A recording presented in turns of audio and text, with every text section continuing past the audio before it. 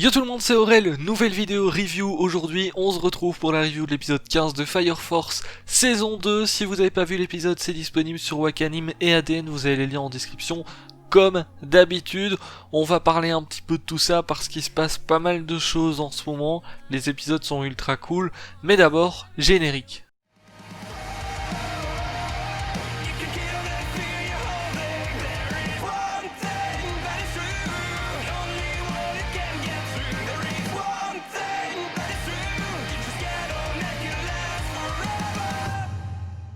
Bon, je vous cache pas qu'au début j'ai eu un petit peu peur, parce que la dernière fois, à la fin du 14e épisode, on nous avait montré le début du combat Shinra contre Kurono.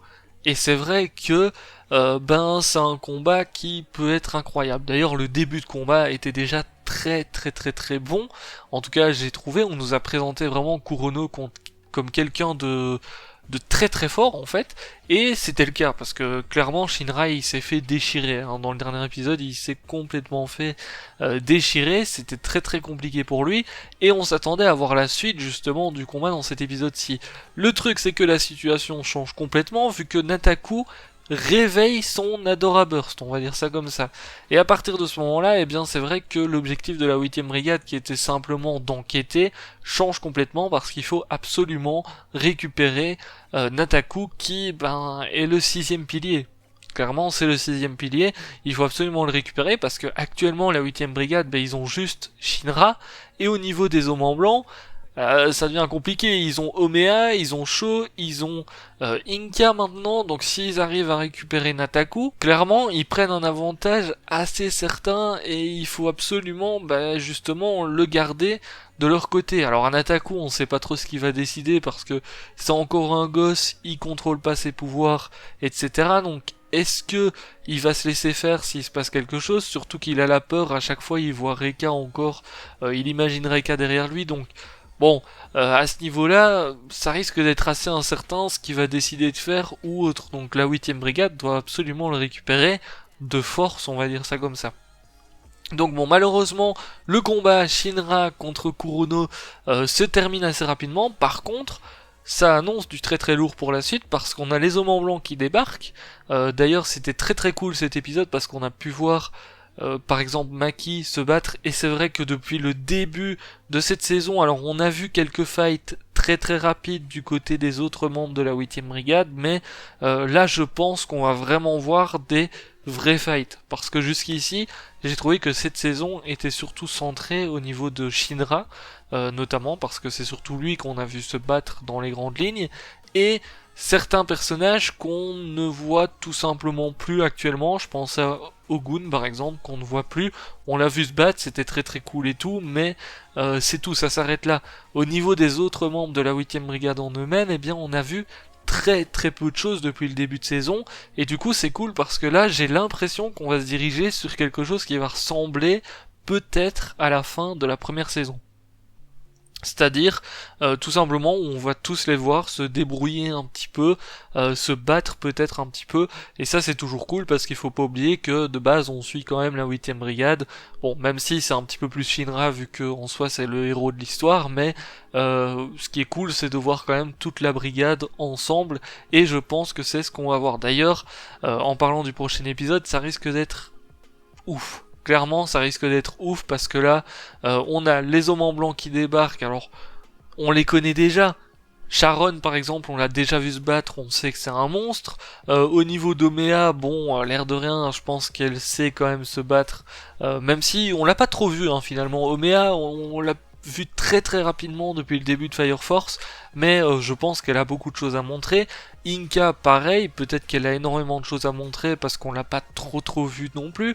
Au niveau de Kurono, bon, il y a eu le combat en soi contre Shinra, mais je pense qu'il n'a pas tout montré parce que là justement à la fin du combat contre Shinra, enfin du début du combat, je pense qu'il allait montrer un petit peu plus et finalement ça s'est arrêté là.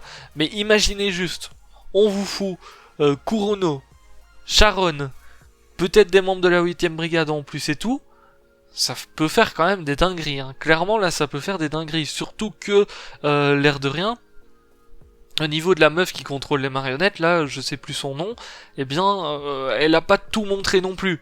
Donc bon, clairement, il y a un truc à faire et le prochain épisode et peut-être même les prochains parce que je sais pas trop si les combats sont longs, s'il se passe d'autres choses parce que là on est sur une situation où il peut se passer pas mal de choses.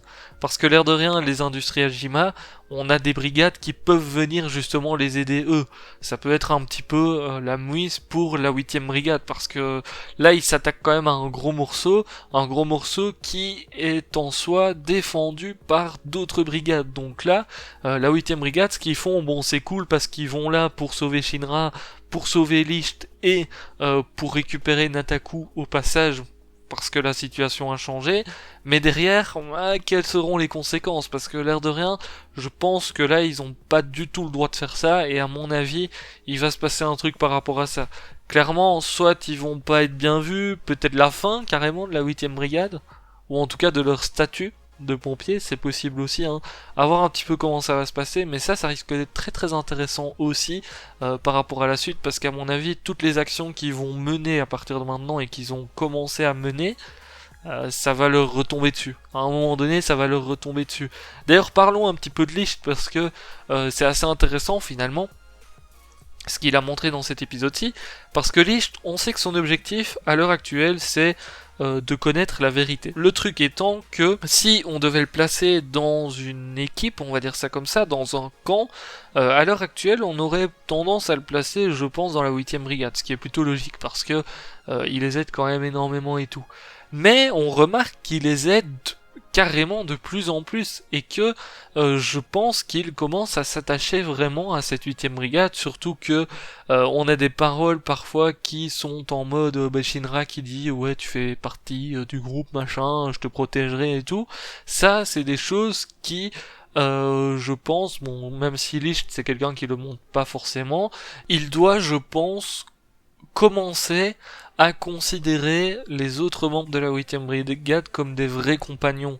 Alors qu'au départ, c'était pas forcément ça, il était là en tant qu'infiltré. Bon, son objectif, il est clair, mais est-ce que justement, au départ, il aurait été prêt à carrément devenir un compagnon de la 8ème brigade, un vrai membre hein, finalement, parce que jusqu'ici, bon, on le voit très souvent, c'est un membre, mais c'est pas encore un membre comme peut l'être Arthur, Shinra, ou autre, tout simplement parce que malheureusement il y a toujours le côté où il est très très mystérieux, mais je pense qu'il change de plus en plus et petit à petit, eh bien, il devient vraiment un vrai membre de la 8ème brigade et ça, c'est très très cool. À voir si, par contre, au niveau de Joker, ça sera pareil, parce que comme je vous l'ai dit, pour moi Joker, il va y avoir des petites choses, j'en ai déjà parlé dans les autres reviews, mais c'est possible qu'il devienne un allié ou en tout cas qui coopèrent peut-être avec la 8ème brigade vu que les objectifs qu'ils ont se rejoignent, hein. C'est un petit peu comme Licht finalement. Mais est-ce que Joker sera prêt justement à devenir un entre guillemets vrai compagnon ou bien est-ce qu'à un moment donné il va juste débarquer, faire ce qu'il veut et puis c'est tout?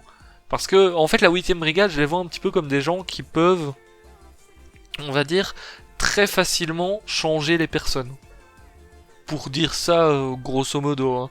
Mais je pense que quelqu'un qui débarque dans la 8ème brigade peut très facilement y trouver sa place en fait tout simplement parce que d'une manière générale quand tu vois leur groupe ils s'amusent tous ensemble, ils sont vraiment unis les uns avec les autres, c'est vrai que quand tu vois leur groupe ils sont assez soudés et tout et c'est vrai que quelqu'un qui débarque là-dedans comme a débarqué Licht peut très facilement, je pense, se lier à eux.